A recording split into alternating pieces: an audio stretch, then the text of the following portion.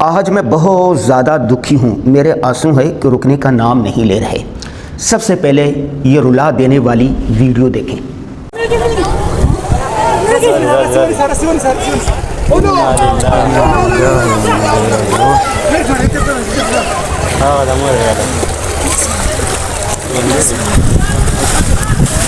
یہ گزشتہ کل کا واقعہ ہے۔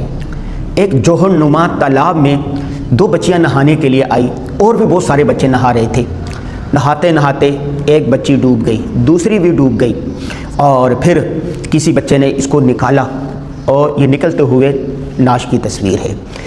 اس سے 6 مہینے پہلے بھی یہاں پر 2 بچے ڈوبے، گزشتہ سال بھی یہاں پر ایک بچہ ڈوبا، اور مجموعی طور پر اس جیسے ہزاروں نالوں میں سینکڑوں کی تعداد میں معصوم بچے اور بچیاں ڈوب کر اپنی زندگیاں ہار چکی ہیں، پھول کھلنے سے پہلے ہی مرجھا چکے ہیں۔ کراچی میں مین ہول گٹر اتنی تعداد میں ہیں کہ معصوم بچے کس طرح گرتے ہیں اور پھر ان کو نکالا جاتا ہے، کسی کی لاش ملتی ہے اور کسی کی لاش بھی نہیں ملتی۔ چند واقعات ہیں جو رپورٹ ہو جاتے ہیں اور گمنام نہ جانے کتنے ہیں۔ کراچی، لاہور، پشاور، کوئٹہ، اسلام آباد، ان ہر جگہ پر آپ جا کے دیکھ لیں کہ مین ہول گٹروں کے جو ڈھکن ہوتے ہیں وہ چور لے جاتے ہیں، نشئی لے جاتے ہیں۔ اتنی غربت ہے کہ لوگ ڈھکن اٹھا کے اس میں سے لوہا نکال کے بیچ دیتے ہیں، اور چلتے ہوئے مسافر، معصوم بچے جو اسکول جا رہے ہوتے ہیں یا ماؤں کے ساتھ جا رہے ہوتے ہیں، وہ اچانک سے پاؤں پھسلتا ہے اور مین ہول میں گرتے ہیں اور پھر گٹر میں آگے چلے جاتے ہیں۔ کراچی کا واقعہ تو ابھی حال ہی میں ہوا ہے، اس سے پہلے لاہور میں ایک واقعہ ہوا، گزشتہ ہفتے 4 واقعے اس طرح کے رپورٹ ہوئے۔ یہ تو ایک بات ہوگی۔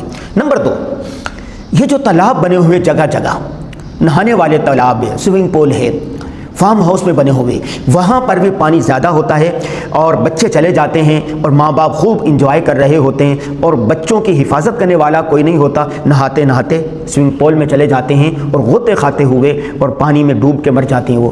اس کے بھی بے شمار واقعات رپورٹ ہو چکے ہیں۔ نمبر 4، کراچی میں، بڑے شہروں میں کتے، آوارہ کتے اس قدر ہو چکے ہیں کہ چلتے ہوئے مسافروں کو، خواتین کو، بچوں کو کاٹ رہے ہیں، اور کتوں کے کاٹنے کی وجہ سے سینکڑوں کی تعداد میں لوگ زخمی ہو جاتے ہیں اور بے شمار کتے کے کاٹنے کی وجہ سے مر جاتے ہیں۔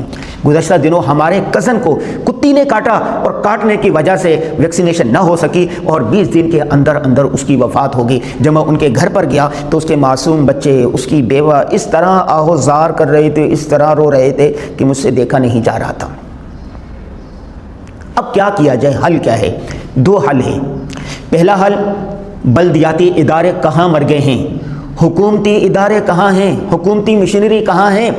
حکومت جب ٹیکس لیتی ہے تو عوام کے مال جان کی حفاظت کرنا حکومت کی ذمہ داری میں ہے، لیکن اگر حکومت کسی وجہ سے، کرپشن کی وجہ سے، بدعنوانی کی وجہ سے، بے فکری کی وجہ سے، عیاشی کی وجہ سے یہ کام نہ کرے، ان جوہر نما تالابوں کو بند نہ کرے، کتا مار مہم شروع نہ کرے، گٹروں پر ڈھکن نہ لگائے، ناجائز تالابوں کو بند نہ کرے، تو کیا ہم اپنے لختے جگروں کو، اپنے بچوں کو، اپنی معصوم بچیوں کو یوں ہی مرنے کے لیے چھوڑ دیں؟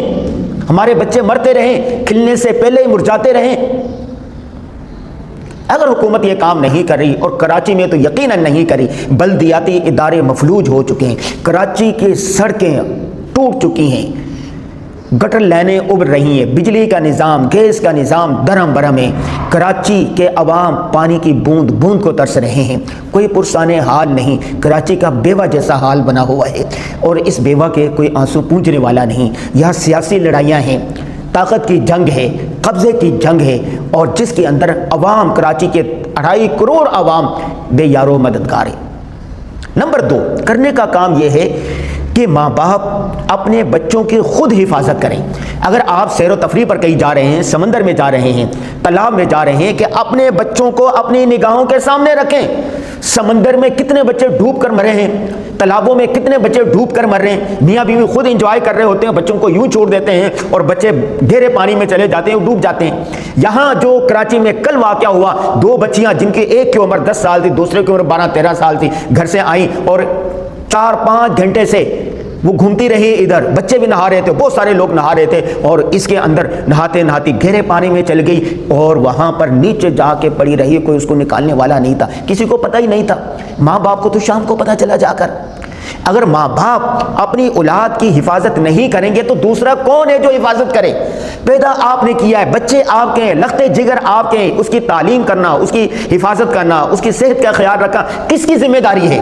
آپ نہیں کریں گے تو کون کرے گا؟